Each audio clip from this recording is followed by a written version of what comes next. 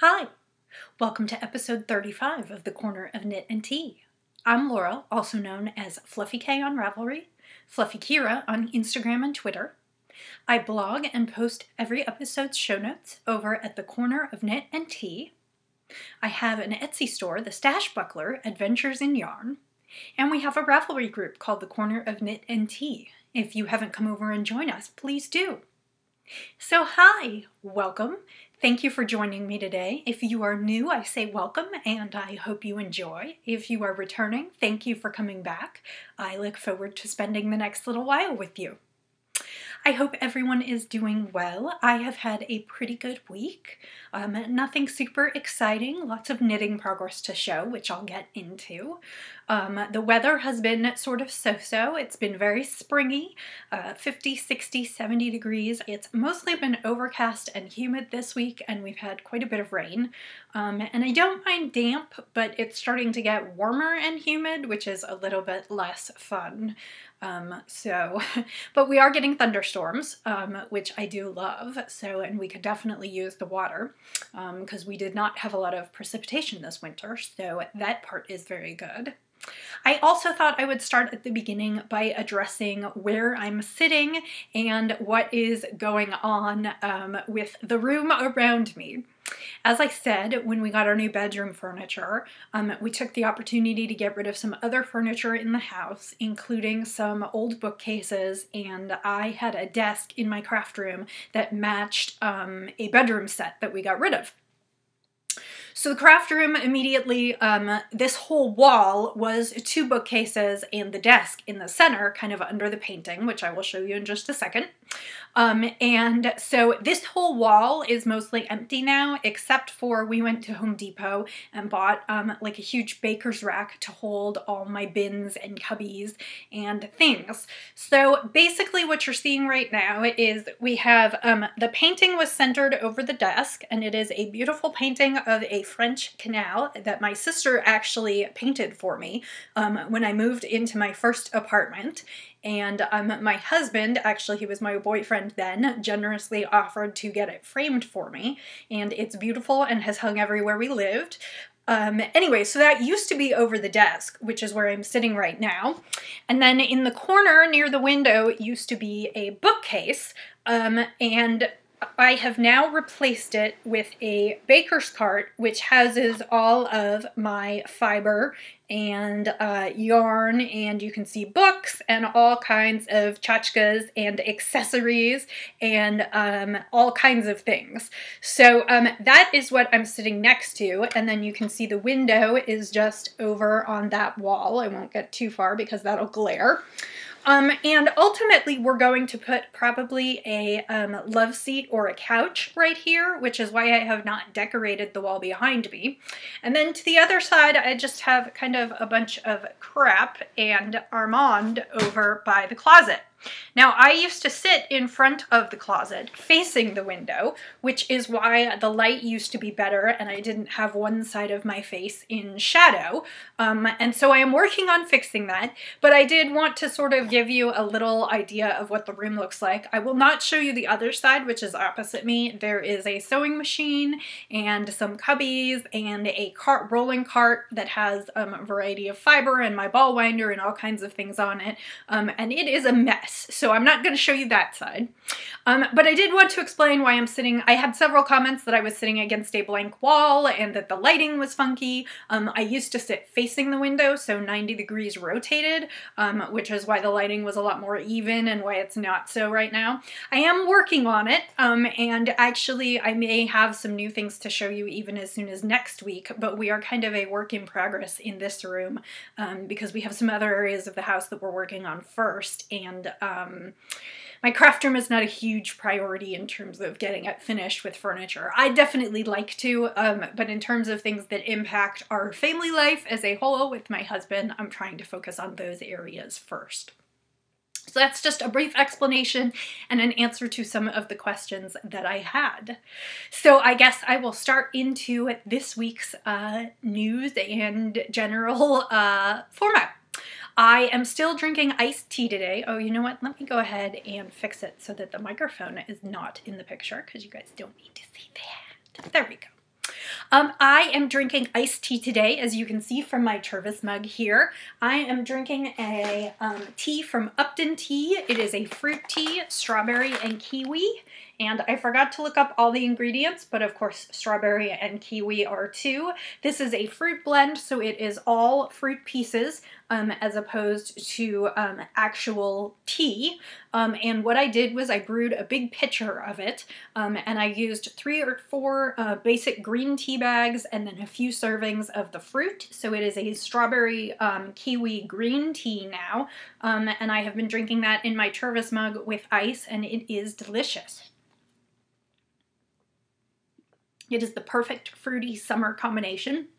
I really like making pitchers of tea with fruit teas for the summer when I want to drink something refreshing when the weather's warmer. But fruit teas tend to be a little bit on the expensive side, so if I can mix them with some green tea or some plain black tea and sort of do a half and half, I feel like I can make my fruit teas go a little bit further, which is kind of nice if you want the taste of something fresh and springy, but you don't want to spend a ton of money on it. So that is Upton Tea Strawberry Kiwi. There will be a link in the show notes, which will also have the ingredients. So strawberry kiwi in my service mug, which I love. Just put in a bunch of ice and a straw and you're ready to go.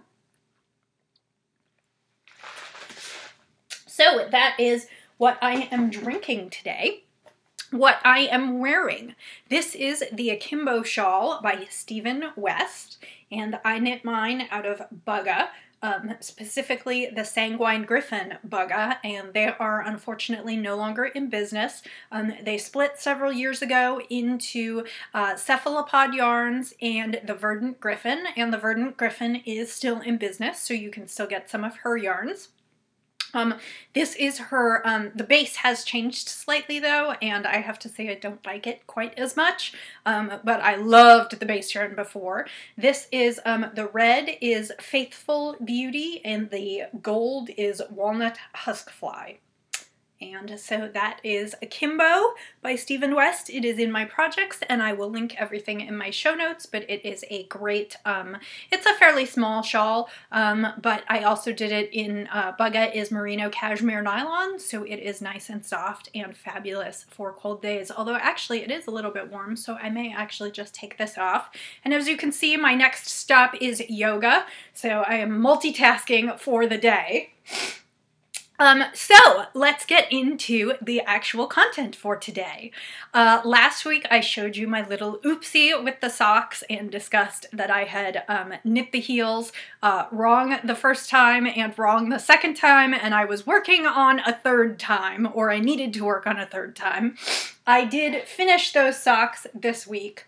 So these are the Calendula Cable Socks by Volhoon. It's a free pattern on Ravelry, and the yarn is Lammy Toes. This was her BFL nylon, which I believe was an 80/20 base. This was one of the first skeins she sold. It was called an experimental colorway, so you can't get exactly the same thing today, but she has done a number of other colorways that are just gorgeous, and actually I ordered another skein this week because there were some pretty ones that went up.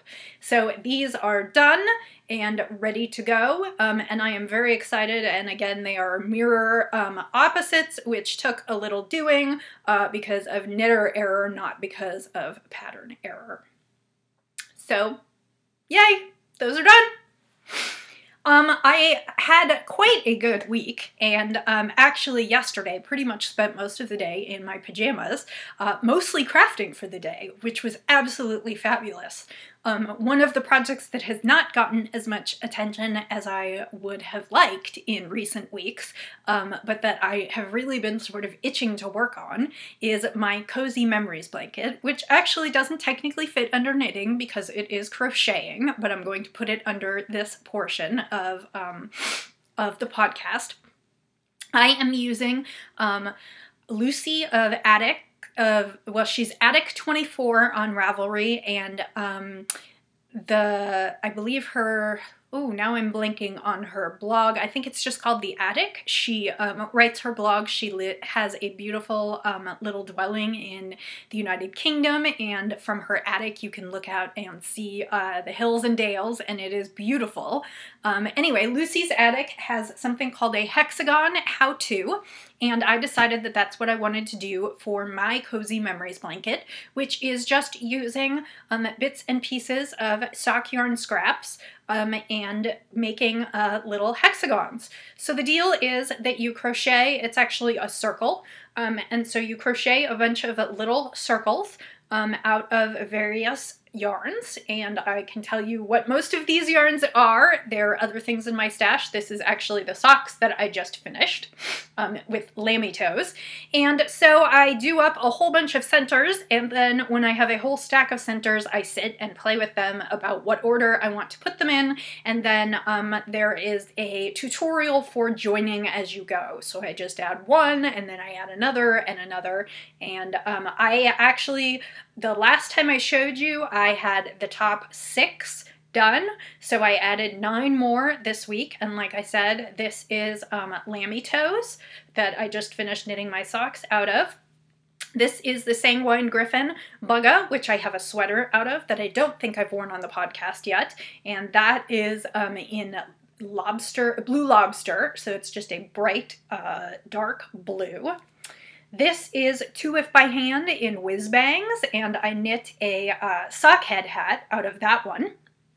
This is Twisted Fiber Art in the Ariel colorway. It is the end of the Opulent gradient, which I knit my Groovy in not that long ago. This one is a sample from Julie Spins, and it had something like rose in the name, old rose, yellow rose, something like that. I believe it's one of her merino cashmere silk bases, or it might be a merino cashmere nylon, but it was just a little sample skein that came with some fiber that I ordered. This is Woolmize in Fleeterbush. It's hard to tell, but it is a very beautiful bright purple. This is the Midnight Sheep in Gunpowder, Treason, and Plot, and I have a pair of socks out of this one.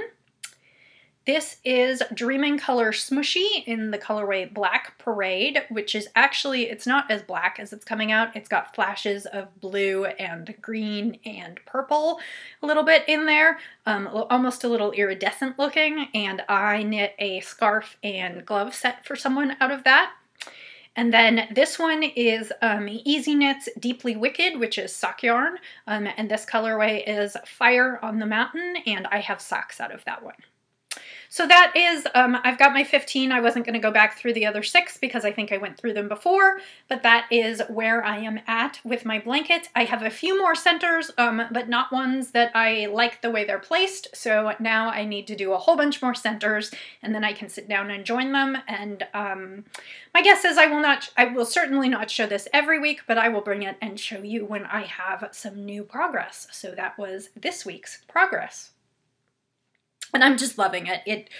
Somebody on Instagram said that she thought it looked like stained glass, and I actually think it looks a little bit like that too. I have no idea how big or wide I'm going to make it, but I am really, really, really enjoying that and seeing how it's coming together. And it's kind of a new skill for me. I have crocheted just a little bit, edgings, I guess maybe the occasional granny square, but nothing big. So this is kind of a nice project for me to hone some new skills. So that is my Cozy Memories blanket. The third whip of the week, or second whip of the week, since one of those was a finished object, is the Lightweight Pullover by Hannah Fettig that I had showed you last week. Last week I did not have the sleeves done. That was what I did this week, and they are blocked and seamed in, and actually I have to say this might have been the smoothest process for seaming a sleeve in that I have ever done. I'm actually very happy with the way they went in, and so this sweater is now ready for, it has a wide ribbed neckband that goes all the way around. That is this week's project, and then it actually will be completed.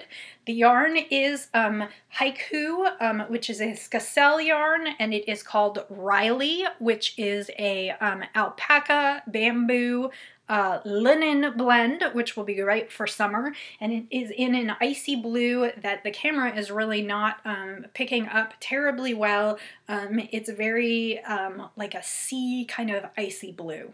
So I hope to have this finished by next week and blocked, and I can show you the finished product. And then this is actually a store sample, so I will be sending it back to the store owner, and it will be out of my hair. Which means I can work on some other projects, which I'm kind of getting excited about. Krita, which I have showed you, did not get any love this week, but I am hoping that it will this coming week. I think it's going to be my work project now that the socks are done. So I am almost ready to start on the sleeves on that. Again, I wanted to knit the sleeves before I knit the body so that I make sure that I have enough yarn for the body. I also got a little bit of work in on my pie shawl this week, but I did not bring it in because it kind of looks the same as it did the week before, so there's not a lot that I can show you, but I finished the 3rd chart and I'm moving on to the 4th chart. That also means that I'm about to double my stitches again to 576 stitches, so there will be a lot of slow going progress there. At some point I will take it off and put it on a bigger needle or a round, or just some waste yarn, so I can bring it in here and show you, but again, I'm not going to do that too often because there's not that much progress that you all can see, and mostly what I can see is the yarn ball getting smaller and smaller. So let's jump into spinning. I actually have quite a few things to show you this week because I was still a little bit out of sync with things. What I spun last week was still drying. It was quite wet last week when I sat down to podcast, so I was not able to show you. It was one of the fibers that I ordered for the Mega Sal, which I have explained is a big spin-along hosted by David of Southern Cross Fiber. There are quite a few other dyer participants, and they all dyed colorways based on Terry Pratchett's Discworld books. So the first one that I spun was by Fat Cat Knits.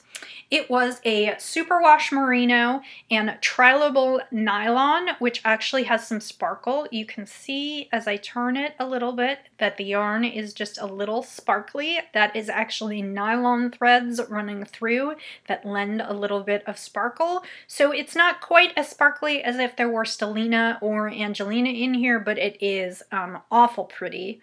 The colorways were a dark sort of egg yolk yellow, which also went lighter to kind of butter at parts.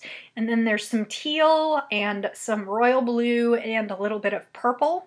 And I spun this as a 2-ply fractal. I wanted quite a bit of barber pulling, and I don't remember exactly what I got. I want to say about 280 yards of a sport weight yarn.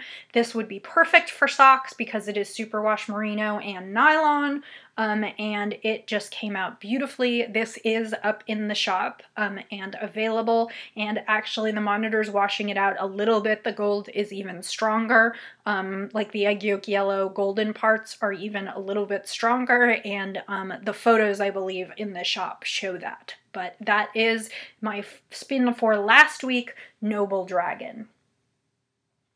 My spin for this week was also part of the Mega Sal, and it was by Spunky Eclectic, which is Boogie or Amy on Twitter, or if you follow her on Ravelry.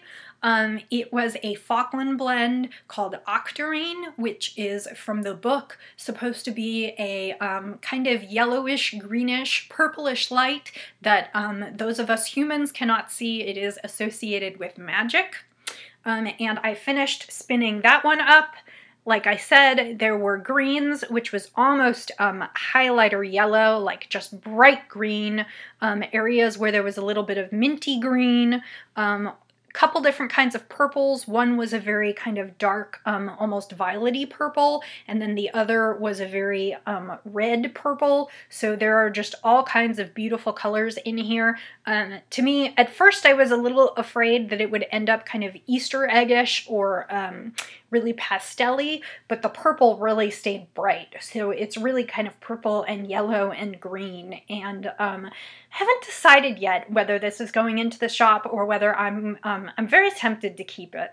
I think I got about 275, 280 yards of sport weight. It's Falkland, so it's soft. It is a long stapled fiber, so it's pretty sturdy. This is still a bit damp, and I haven't taken photos yet.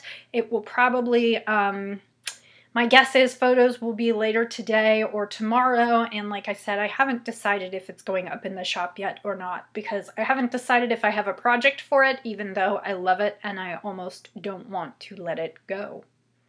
So that is Spunky Eclectic in the Octarine colorway. That brings me to what I'm going to spin this week, which is another participant in the Magasal was Into the World, and she did a couple fibers, both of which I bought. So you'll see the other one some episodes from now, I would imagine. This is a superwash merino, and it's got teals and purples and blacks and grays, and this she called Death, because the figure of death plays a role in the books. And actually this one I am planning to, because it's a superwash merino and it's got such just bright, wonderful, fun colors, I am planning to spin this one, probably a 2-ply barber pole, but because it's superwash, I am thinking I am going to keep this one and maybe do a winter set, more hat and mittens for Roxy for this coming winter. So this one actually will not be going into the shop. I specifically bought a couple of these fibers on superwash so that I could make a little something for Roxy. I have another one that I will bring in subsequent weeks, and I don't know whether I'm hoping I'll have enough to do a little sweater for her out of that one, or maybe just a little vest, but I definitely bought a couple of these with her in mind. So, and I thought this one with blue, pops of blue and purple would be really nice for a set for her for this winter. So that is what I will work on this week, and hopefully I'll be back on track so I will be able to show this to you next week when I podcast.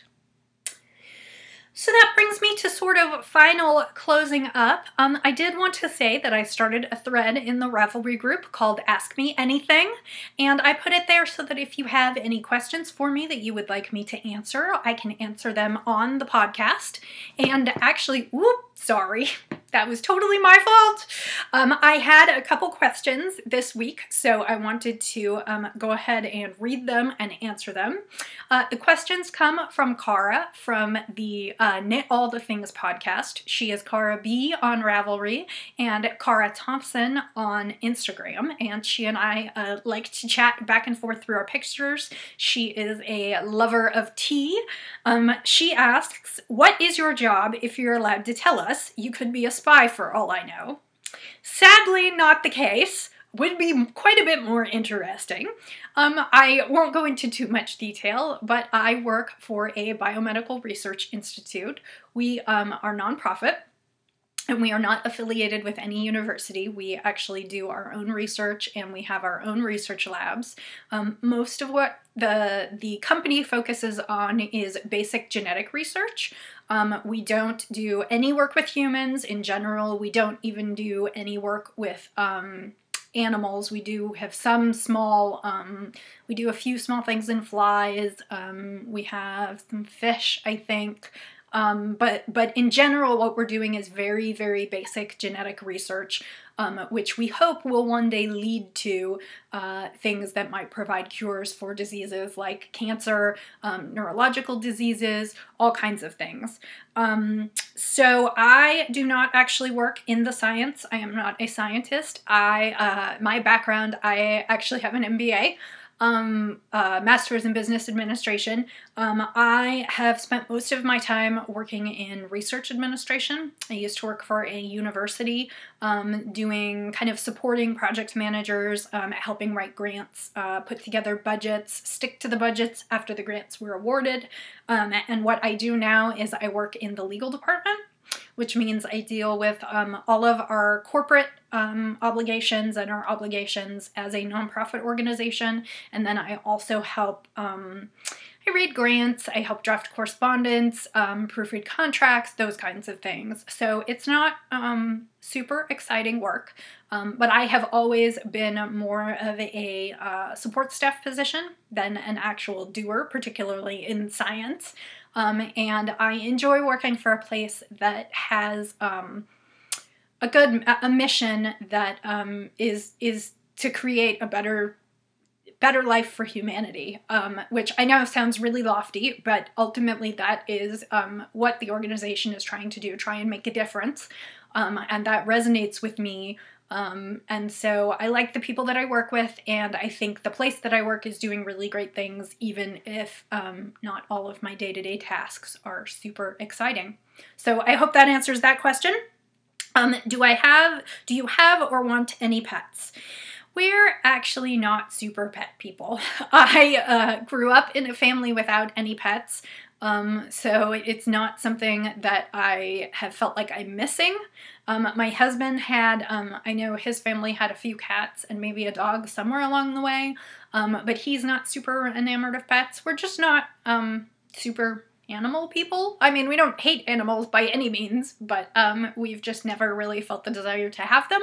So one of the things that we discussed before we got married was that neither of us was particularly interested in having pets. So we do not have pets, and I just when I feel the need for pets, I go and visit my friends who do have them, and fill up my animal snorkeling with their pets.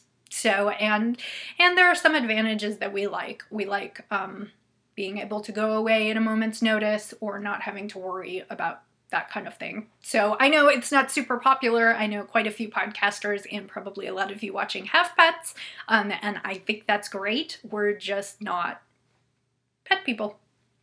The final question is, would you like to move anywhere different? Yes.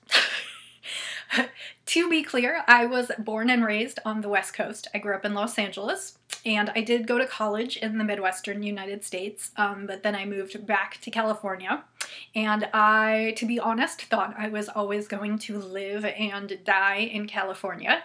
And then I met my husband, and he got a job offer here in Kansas City, which is in, we both work in Missouri, but we live on the Kansas side of the city. And so we have been living here. It was 7 years in January, and my husband primarily grew up and lived in and around the Midwest. And I really do like it here. I've met some wonderful people here. I have a wonderful knitting group, and we have met every Wednesday night for the past 7 years, and whenever I think about leaving, that is one of the things that I can't imagine leaving. But at the same time, it's an adjustment for me. It's a weather adjustment for me. Obviously in Los Angeles, we had very little weather. Here we have fall, which I love, but we also have a very hot summer, and then often, although not this year, a very, very cold winter. And neither of those is my favorite thing in the world. So I would say ultimately, if I could, I'd probably want to move back towards the West Coast. I don't know that we'll ever be able to afford California, so I've thought about Oregon or Washington, which is the Pacific Northwest of the United States. And my husband and I have talked quite a bit about places we might move when we retire, and I suspect that it won't happen until then because we're both pretty invested here in Kansas City, at least right now. So neither of us is looking to change jobs, and we both work for companies that are Kansas City companies. My husband works for a company that is headquartered here and has 10,000 employees here, so neither of us are really looking to get out immediately, but I do dream of, in my retirement, not shoveling snow and ice and not needing to live in air conditioning 24/7 during the summer. So I hope that answers your questions, Cara. Thank you so much for asking me. If anyone has any other questions, please head on over to that thread and leave me some questions, and I will make a point to address them at the end of every podcast. So that is all I have for you today, and I ran on just a little bit longer talking about things. So I appreciate you joining me here. I hope that you have enjoyed it and that you are working on some wonderful things of your own. And I will say, as I always say every week, and until I see you again, happy spinning, happy knitting, happy sipping, and I'll see you next time. Bye!